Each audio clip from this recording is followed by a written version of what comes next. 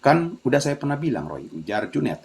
Wanita sejati cuman buat lelaki sejati. Ucapnya lagi sambil bahunya sendiri yang ceking itu. Ia tersenyum. Ini Ustadz Royhan, ujar Ipa yang sudah datang membawa minuman itu. Ia tersenyum, tidak tahu apa yang dibicarakan sang suami. Ucap Roy dalam hati, wanita sejati untuk lelaki sejati, pikirnya. Ingat, kita harus mengendalikan hawa nafsu kita agar bisa menghindari yang batil. Ujar Fian sedang berceramah di gedung Riayah membahas subulus salam bersama para guru dan asatis juga ustazah di sana. Sudah seperti tradisi, bila seminggu 2 kali mereka pasti melakukannya. Pengajian itu sering dikenal dengan tansib kolbi atau pembersihan hati yang dilaksanakan setelah sholat tahajud di gedung pusat pesantren itu. Pengajian ini hanya dilaksanakan seminggu 2 kali. Ini adalah ide dari Kiai Basri sendiri yang bertujuan agar para asatid dan ustazah atau para guru semangat bila mendidik santri dalam mengajar di keesokan harinya. Biasanya diisi oleh sang kiai sendiri, namun karena belum kunjung datang dari tanah suci, pengajian ini diisi oleh Ustadz Pian. Ada kalanya kita tak sadar melepas nafsu seperti tidak kenal apa yang sedang terjadi. Namun disitulah fungsi pengendalian hawa itu mesti dan harus bekerja.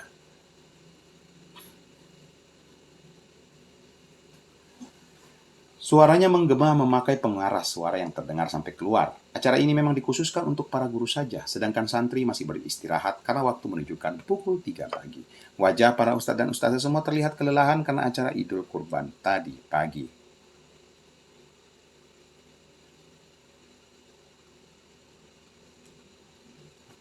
Setelah lelah, mereka bersama-sama mengurus daging kurban dan berpesta di keesokan harinya. Namun malam ini mereka harus tetap mengikuti tansib kolbi ini.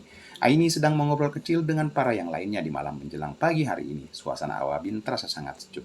Itu adalah alasan kenapa para ustazah memakai nikab atau cadar demi menutupi wajah mereka dari cuaca yang sangat dingin di pesantren ini.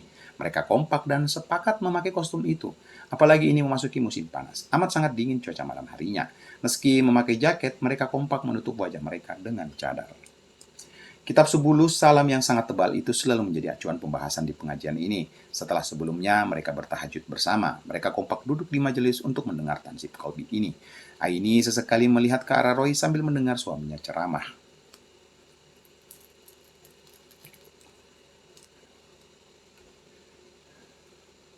Bahwa tingkat keimanan seseorang diukur dari usahanya. Ustaz Fian meneruskan ceramahnya. Namun Aini mengingat kejadian tadi sebelum tahajud bersama. Sambil melihat Roy sesekali di samping belakang, tak mungkin ada yang percaya bahwa pemuda itu dengan berani mengajaknya tadi untuk bertemu sebelum acara ini. Memang akhir-akhir ini pemuda itu malah semakin berani, terutama setelah kejadian pagi tadi. Aini masih tak percaya bila Roy di kamar kebanggaan sang suami. Semenjak kejadian itu ia semakin berani. Dan anehnya lagi, Aini malah cuek, malah tak menganggap ia sendiri, tak peduli sama sekali. Toh pria itu yang mengambil alih kekuasaan sang suami. Roy adalah tuan rumah di rumahnya sendiri, sepadan mengingat apa yang sudah dilakukannya. Vian masih memegang mic berwarna hitam dan melihat ke kitab itu.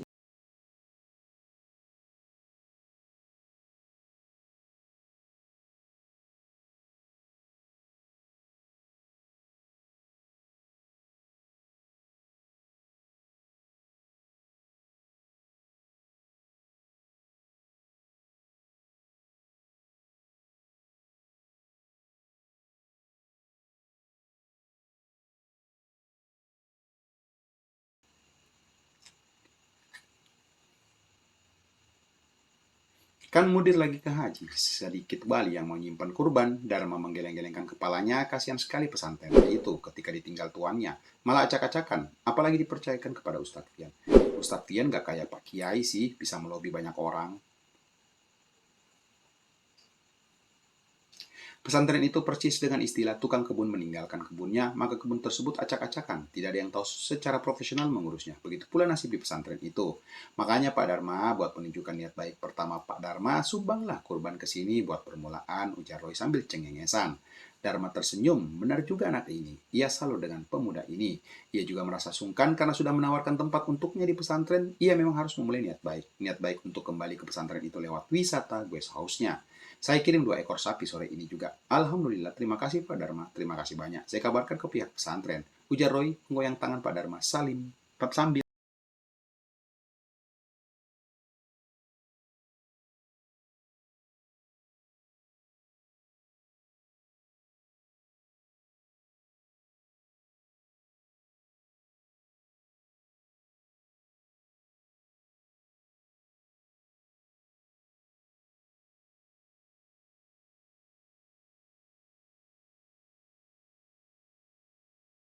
suami kemarin, juga jauh melewati kepintaran sang suami, seperti menguasai wewenang lebih jauh lagi. Semua pesantren menghormatinya.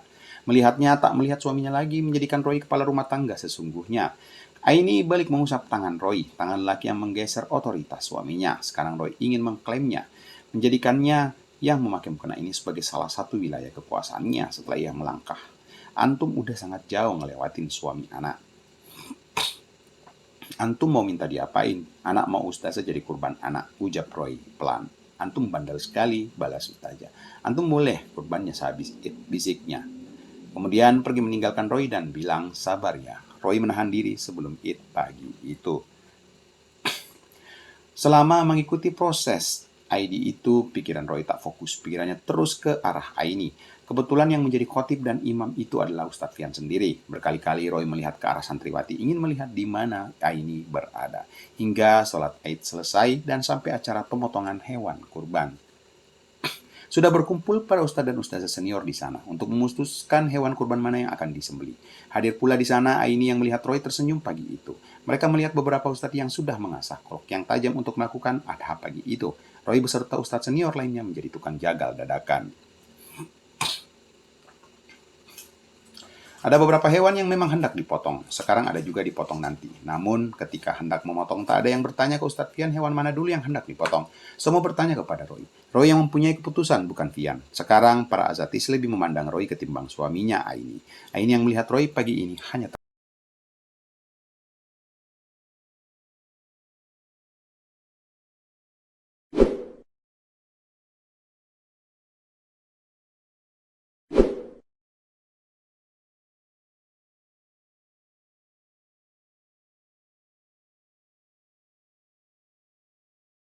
pekerjaan dengan cepat, yang terutama pekerjaan yang baik, yang halal, dan tak terperosot kekubangan dosa yang memang selama ini marak diberitakan di media apapun.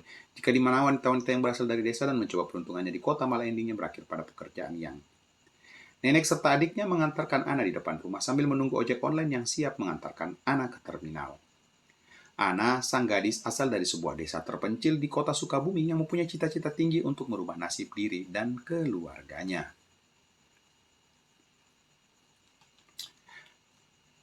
Teteh jaga diri di sana ya, kami semua pasti bakal kangen sama Teteh, seru Ando si bungsu yang masih berusia 14 tahun. Iya Ando, tugas kamu sekarang belajar yang rajin ya, nurut sama nenek dan Teh Sinta ya, pinta Ana. Ando hanya bisa mengangguk sambil menahan air matanya yang sebentar lagi akan menetes.